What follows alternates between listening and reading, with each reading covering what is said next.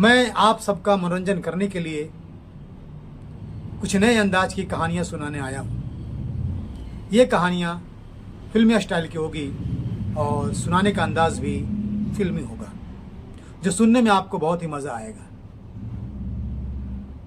तो अब मैं कहानी शुरू करता हूँ। इस कहानी में 3 पात्र हैं, प्रिया, प्रवीण और नीरज। पूरी कहानी इनके इर्द गिर्द घूमती है। नीरज अपनी गैलरी में बहुत ही टेंशन में, बहुत ही चिंता में टहल रहा है। उसको इस बात की चिंता है कि उसकी शादी नहीं हो रही है। उसकी उम्र काफी निकल चुकी है। वो परेशान है, लड़की ढूंढ ढूंढ कर परेशान है, कोई लड़की ही उसे नहीं मिलती। इसी टेंशन में वह चहलकदमी कर रहा है। तभी उसका एक दोस्त आता है जिसका नाम प्रवीण है। वह उसे इस टेंशन में टहलते हुए देखकर कहता है, क्या हुआ नीरज? अरे क्यों ऐसे टहल रहे हो भाई? क्या टेंशन है तुम्हें? क्या परेशानी है? तब नीरज कहता है, हे प्रवीण, तू सब कुछ जानता है। तू जानता है कि मैं क्यों टेंशन में हूं। मुझे शादी करना है, लेकिन शादी के लिए लड़की नहीं मिल रही है। लगता है मेरे नसीब में किसी का प्यार नहीं। मैं रंडवा ही मर जाऊंगा, कुंवारा रह जाऊंगा मैं। मेरे माँ बाप इस दुनिया में है नहीं कि मेरी चिंता करेंगे, और मेरे रिश्तेदार मुझ पर ध्यान नहीं देते। सब अपने आप में मगन है, और मेरे दोस्त यार सब छोड़कर चले गए। कौन मेरी मदद करेगा? किससे कहूं कि मेरे लिए लड़की ढूंढ और मेरी शादी करवा? मैं रंडवा नहीं मरना चाहता। शादी करना चाहता हूं दोस्त, शादी करना चाहता हूं।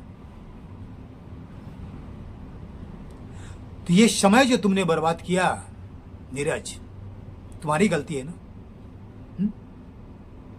तुम्हारी मां बेचारी कितनी बार बोली, बेटा शादी कर ले, शादी कर ले, लेकिन तुम्हें तो चर्बी थी है?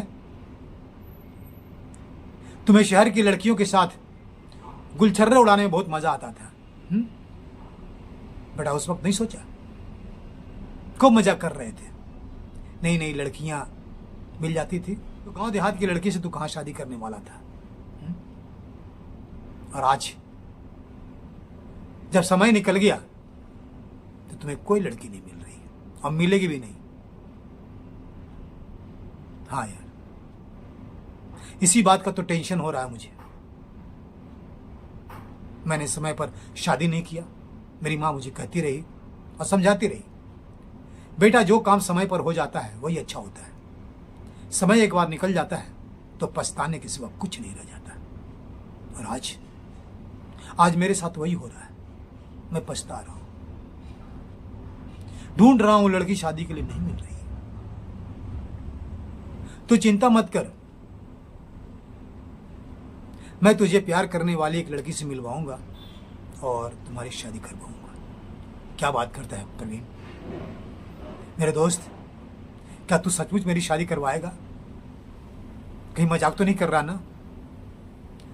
मैंने तुमसे कभी मजाक किया क्या? है? कोई मजाक नहीं कर रहा हूं, सीरियस हूं। तुम्हारी शादी करने के लिए सीरियस हूं। नीरज खुशी से उछलने लगता है। मेरे दोस्त प्रवीण, तू मेरे बारे में इतना सोचता है, मेरी शादी करवाने के बारे में सोच लिया तुमने। मुझे बहुत खुशी हुई प्रवीण, बहुत खुशी हुई। बहुत से लिपट जाता है।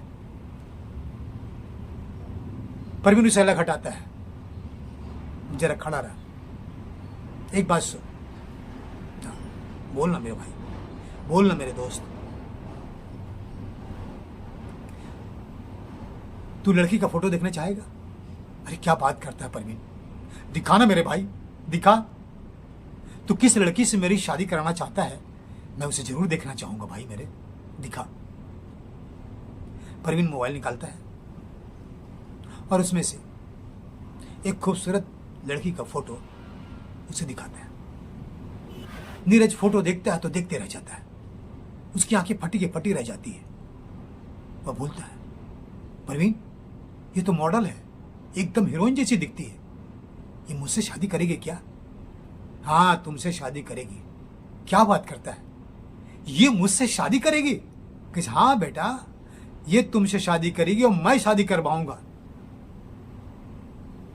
परवीन, मेरे दोस्त, मेरे भाई, इतनी खूबसूरत लड़की से तू मेरी शादी करा रहा है? मुझे तो ऐसा लग रहा मुझे कि मैं तो अब हवा में उड़ने लगा हूं परवीन।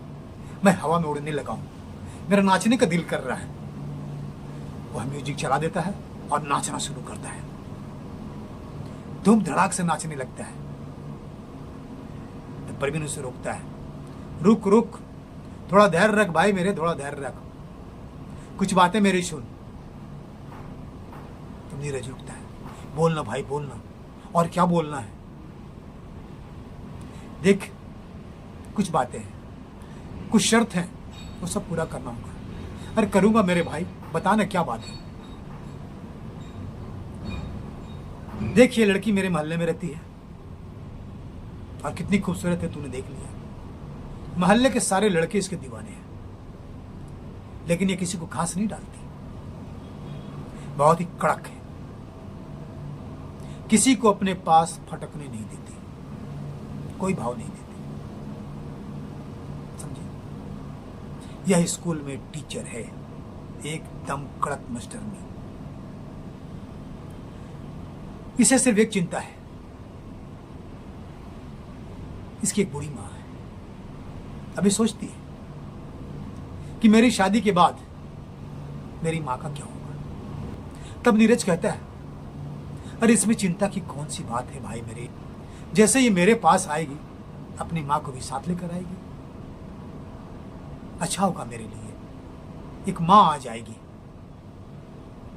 तुम्हें तो पता है, न मेरा मां है न मेरा बाप। मैं अकेला हूं, तन्हा हूं। मेरे लिए अच्छा होगा। मुझे तो परिवार की जरूरत है।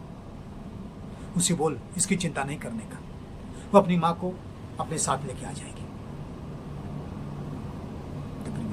अच्छा ठीक है, चल एक बात तो हो गई, लेकिन एक शर्त उसे पूरा करना होगा। बोलना मेरे भाई, कौन सा शर्त है? दारू पिएगा, मटन खाएगा, चिकन खाएगा, मछली खाएगा, क्या खाएगा? बोलना भाई, बोलना मेरे दोस्त। चलना, मेरे घर में पार्टी दूं, किसी होटल में पार्टी दूं, कहां दूं? बोलो। जहां कहोगे वहां पार्टी दूंगा, जितना खर्चा करना होगा उतना करूंगा। तो वो कहता है, नीरज, मैं दारू सारू नहीं पीऊंगा, ना ही मटन मच्छी खाऊंगा। तो बोलना मेरे दोस्त, क्या करेगा? कहीं टूर पर जाएगा, विदेश में घूमेगा, किस देश में जाएगा? मैं रहने खाने सब की व्यवस्था कर दूंगा। बोल, पूरी फैमिली के साथ तुम्हें घूमने के लिए भेजूंगा। बोलना मेरे भाई, बस मेरी शादी करा दे। तब परवीन कहता, मुझे घूमने का भी शौक नहीं है, मैं कहीं भी घूमने फिरने नहीं जाऊंगा। तो बोलना भाई, मैं क्या करूं? मुझे मत तड़पा मेरे दोस्त, मत तड़पा। मैं शादी के लिए तड़प रहा हूं मेरे दोस्त। क्लियर तो कर, क्या चाहता है तू? तो परवीन अपने पॉकेट से एक चिट्ठी निकालता है और वह नीरज को देता है। बोलता है, ले पढ़। नीरज चिट्ठी पढ़ता है। पढ़ते पढ़ते उसका चेहरा लाल हो जाता, तमतमा जाता है, गुस्से से आंखें लाल हो जाती है। वह खा जाने वाली नजरों से परवीन को देखता है, गुस्से में देखता है, जिसे लगता है उसको खा जाएगा, उसको चीर फाड़ डालेगा। वह चीखता है, नहीं, ऐसा नहीं हो सकता, ऐसा नहीं हो सकता, ऐसा नहीं हो सकता। परवीन, परवीन, मैं ये शर्त कभी नहीं मान सकता, मैं ये शर्त कभी नहीं मान सकता परवीन, कभी नहीं। परवीन, तू मेरा दोस्त है कि दुश्मन है? पहले तो मुझसे अच्छी अच्छी बातें किया, मुझे सपने दिखाए, और मैं खुशी से उड़ने लगा, तैरने लगा हवा में, और फिर अचानक तूने मुझे जमीन पर धड़ाम से पटक दिया। नहीं नहीं परवीन, नहीं, तू मेरा दोस्त नहीं हो सकता परवीन, मेरा दोस्त नहीं हो सकता। जा, भाग जा यहां से, भाग जा। मैं तुम्हारा चेहरा दिखना नहीं चाहता हूं। जा यहां से। तू मेरा दोस्त नहीं हो सकता परवीन, नहीं हो सकता। भाग जा यहां से। तो परवीन उसे समझाता है, देख नीरज, ये तुम्हारा आखिरी मौका है। अगर मैं चला गया तो फिर तुम्हें ये मौका नहीं मिलेगा। तू रंडवा ही रह जाएगा, रंडवा। हाँ हाँ, मैं रंडवा ही रह जाऊं, मैं रंडवा ही मरूं, उससे क्या। जा तू यहां से, जा। मैं तुम्हारा चेहरा देखना नहीं चाहता हूं और दोबारा कभी आना मत यहां। जा यहां से। परवीन को भी गुस्सा आ जाता है।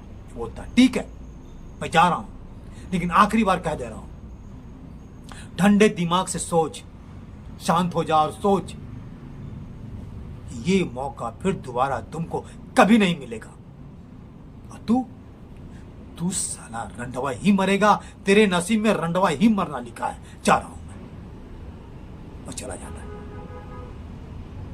परवीन सोचने लगता है, क्या करूं। ऊपर देखने लगता है, भगवान से जैसे बातें कर रहा है। हे भगवान, हे भगवान, ये क्या हो रहा है मेरे साथ। क्या करूं, मुझे समझ में नहीं आ रहा भगवान, मुझे समझ में नहीं आ रहा मैं क्या करूं। ये मेरा दोस्त तो मेरा दुश्मन निकला। मैं बहुत ही असमंजस में हूं भगवान, बहुत धर्म संकट में फंसा हूं मैं। बताओ भगवान, अब आप ही मेरी मदद करो, मैं क्या करूं। वह निढाल सा हो जाता है, बेहाल हो जाता है। सोफा पर इधर उधर करवट बदलता है, सोचता है क्या करूं। और उसे भी पता है इसके बाद कोई मुझसे मिलने नहीं आएगा। यह मौका मुझे फिर दोबारा नहीं मिलेगा। इस सच्चाई को तो मैं भी समझता हूं। इसलिए अब परवीन की बात मानने के सिवा मेरे पास कोई रास्ता नहीं। उसकी बात मुझे मानना ही पड़ेगा। वह सोच विचार कर फैसला कर लेता है कि मुझे परवीन की बात मान लेना चाहिए। वो आवाज देता है, परवीन ठहरो। परवीन ठहर जाता है और पलटता है, नीरज की ओर देखता है, मुस्कुराता है, फिर उसके पास आता है। बोल, क्या फैसला किया। मैं शादी के लिए तैयार हूं, मेरी शादी करवा दे।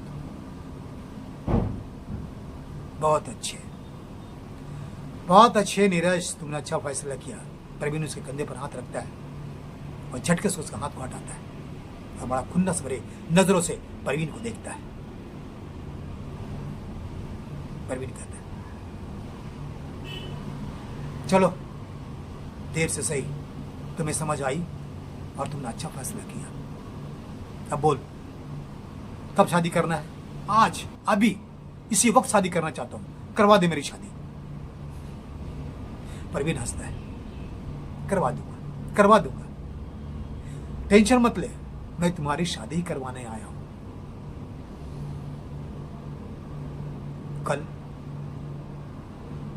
कल बांद्रा कोर्ट में आ जाना 11 बजे। और हाँ, एक बात का ध्यान रखना, ये बंदर जैसा मुंह लटका करके मत आना।